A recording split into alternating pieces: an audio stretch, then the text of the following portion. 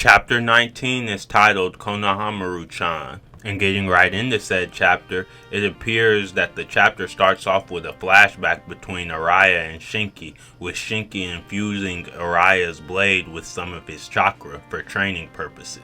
Shinki informs Araya that if he applies his wind-style sword jutsu to it, that he should be able to manipulate iron sand somewhat just like him. Araya asks Shinki if he's sure about this, because in doing so he'll have no chance against him if they ever spar.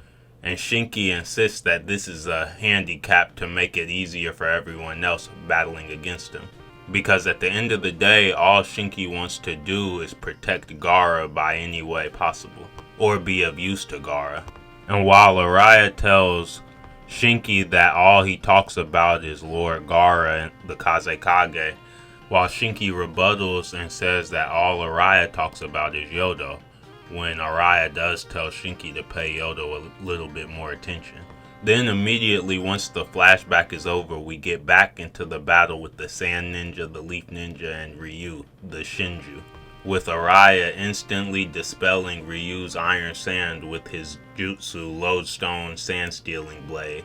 It almost sounds like a Yu-Gi-Oh card. Araya, who's using the blade Shinki infused his chakra with, is able to dispel Ryu's iron sand, freeing Yodo, Sarada, and Mitsuki in the process. Sarada gives thanks to Araya, but Araya says to give thanks to Shinki after they've rescued him. Now this was a very battle-heavy chapter, and we didn't get much as far as the plot moving forward, because it seems like this battle is going to take a while, at least in the manga. But aside from the fights with the Sand Ninja, the Leaf Ninja, Ryu, and Konohamaru and Matsuri, we get some interesting dialogue from Jura and Mamushi. And Hidari was there as well, but he was more so just listening to what Jura was saying. Jura basically says that ideally, in his opinion, that life forms should obey their instincts and strive toward the goal norm as evolution. But because of human social nature, humans bind themselves with restraints called reasoning, dulling that instinct. And Jura says that it's a harmful side effect while acquiring intelligence, and why humankind faces the fatal flaw of basically destroying themselves, unlike the divine trees who stay true to their instincts. And Mamushi says that that's sad of the humans, but that has nothing to do with them Shinju. And Jura tells him not so fast, and that's not the only harmful effect of intelligence. And Hidari looks at Jura, wondering what he's going to say. Jura tells him that this other concept carries with it the risk of causing even them, the Shinju, serious problems. The sensation called love. And while Jura is saying that to the other Shinju, we get a close-up of Matsuri and Konohamaru, with Matsuri already having Konohamaru pinned down ready to devour him, like her instincts are telling her to do. In this chapter, we also do get a shot of Koji, Ada, and Boruto talking, with Koji asking Ada about the situation. And Ada tells Koji that Konohamaru's in a pinch and that he pissed off Matsuri, and is most likely about to get devoured. And it'll really be crazy if Konohamaru just up and gets devoured, because ever since Boruto even started, he hasn't really had any shine or anything. I remember there was an interview with Ikimoto and Kishimoto back last year, and they said they had planned off to kill Code, but decided against doing so. But it feels like that they're basically doing that with Konohamaru if he just gets devoured by Matsuri at this point.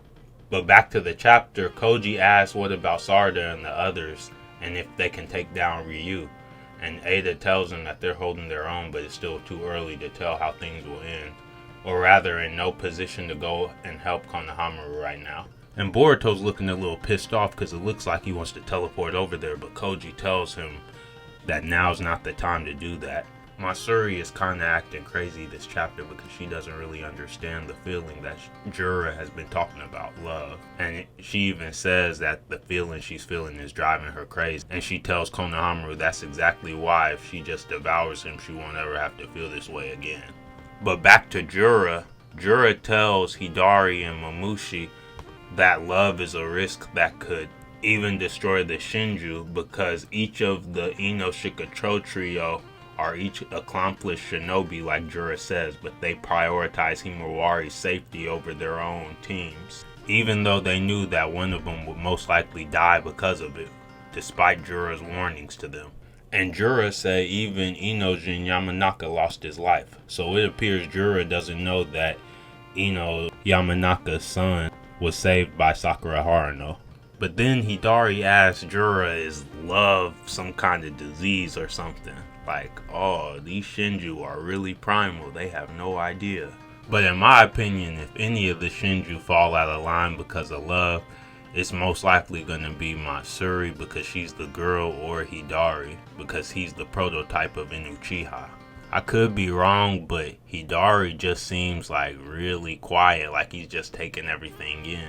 But despite saying that, I do want to know what phenomena is going to occur, like once one of the Shinju devour one of their targets. But all in all, Jura is basically saying that love appears in many shapes and forms, but it's impossible to pin down what exactly causes it, and he tells all the Shinju to be on the lookout for it, because they all need to overcome this feeling to continue their evolution.